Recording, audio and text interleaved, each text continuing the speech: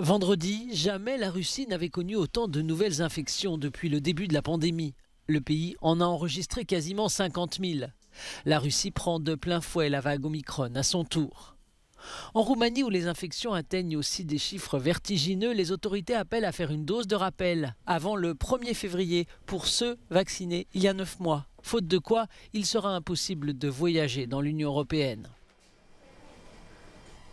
Mêmes infections records en Pologne. Le Premier ministre va ouvrir des lits de réanimation supplémentaires face à ce qu'il présente comme la 5e vague.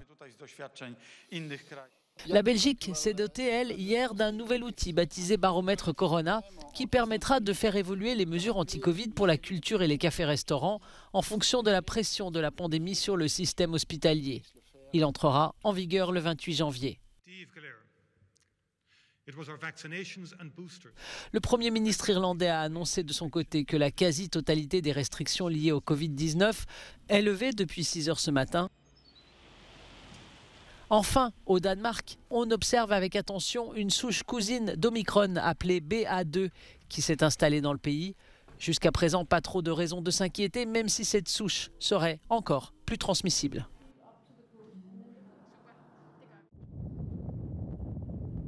Pour parler de l'Ukraine, Russes et Américains se sont donné rendez-vous la semaine prochaine, après des pourparlers qui ont eu lieu hier, discussions qualifiées de franches.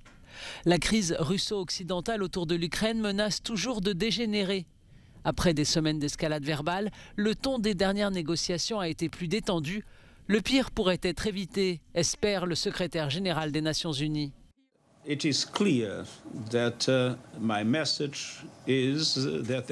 est clair que mon message, dit-il, est qu'il ne devrait pas y avoir d'intervention militaire dans ce contexte. Je pense que la diplomatie est le moyen de résoudre les problèmes.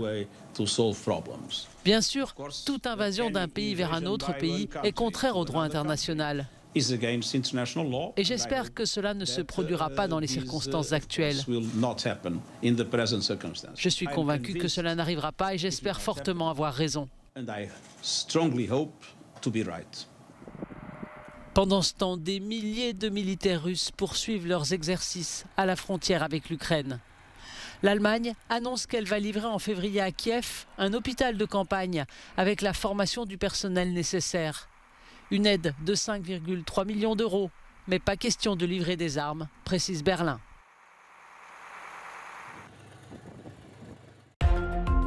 Un bain de sang de plus au Yémen, pays confronté à une guerre qui a déjà fait près de 380 000 morts en 7 ans.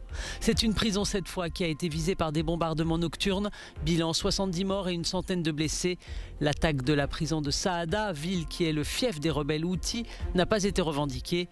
Mais les Houthis, soutenus par l'Iran, accusent la coalition dirigée par l'Arabie Saoudite. C'est un crève-cœur pour les écoles de samba et tout le Brésil attaché à cette scintillante tradition.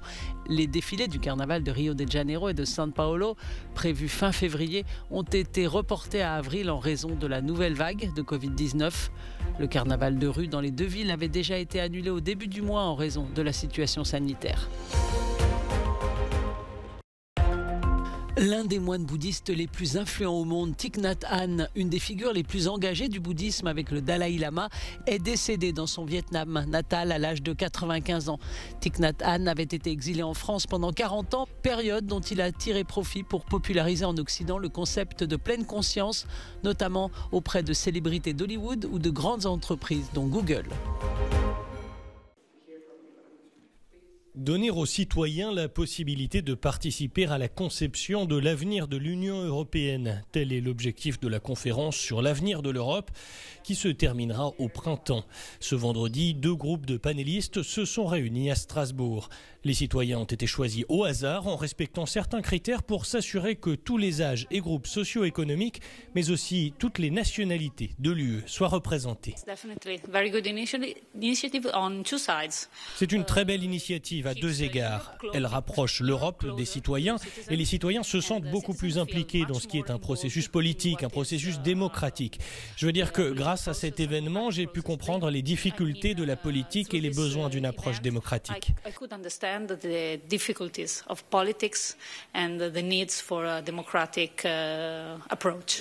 Les participants ont discuté de thèmes tels que la démocratie, les valeurs et les droits, mais aussi le changement climatique, l'environnement et la santé. Puis est venue l'heure de débattre de leurs idées avec les députés européens.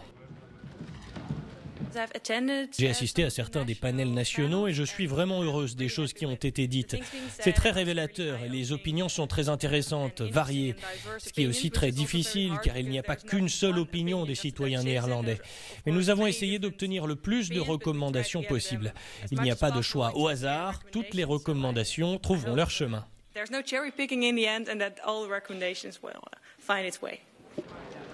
Les participants présenteront leurs propositions lors d'une session plénière. Elle a débuté ce vendredi et se poursuivra ce week-end, lors de laquelle ils se réuniront avec les députés européens et les commissaires.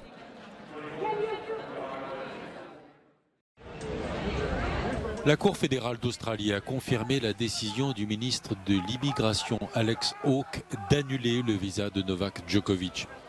La haute juridiction australienne se range derrière le ministre de l'Immigration et justifie sa décision au motif que le numéro 1 mondial serait une menace pour la santé et la sécurité publique.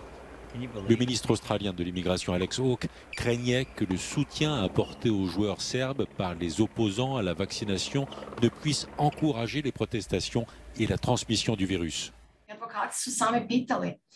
Les avocats de Novak Djokovic ont demandé à la Cour « Où est votre preuve que Novak est un anti-vaccin ?»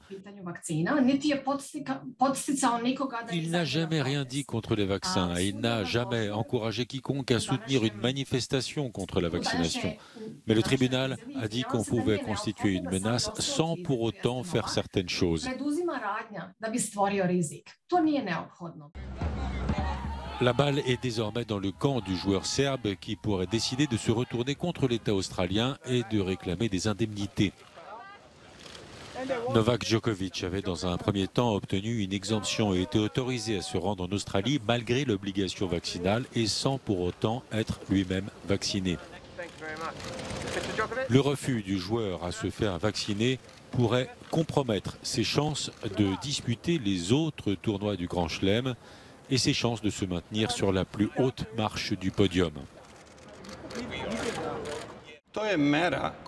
Lorsque vous êtes expulsé d'Australie, vous êtes automatiquement interdit de séjour en Australie pendant les 3 années qui suivent. Seul le ministre de l'Immigration peut décider de révoquer cette décision.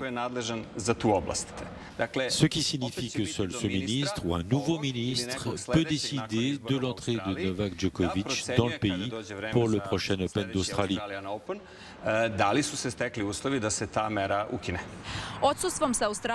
Il est absent de l'Open d'Australie. 356 semaines que Djokovic est numéro 1 mondial et cette séquence record pourrait s'interrompre le 21 février. Même si ce n'est pas le cas, son objectif est de devenir le meilleur joueur de tennis de tous les temps. Et pour l'être, il doit remporter au moins un autre tournoi du Grand Chelem. La question est de savoir s'il pourra jouer en restant non vacciné.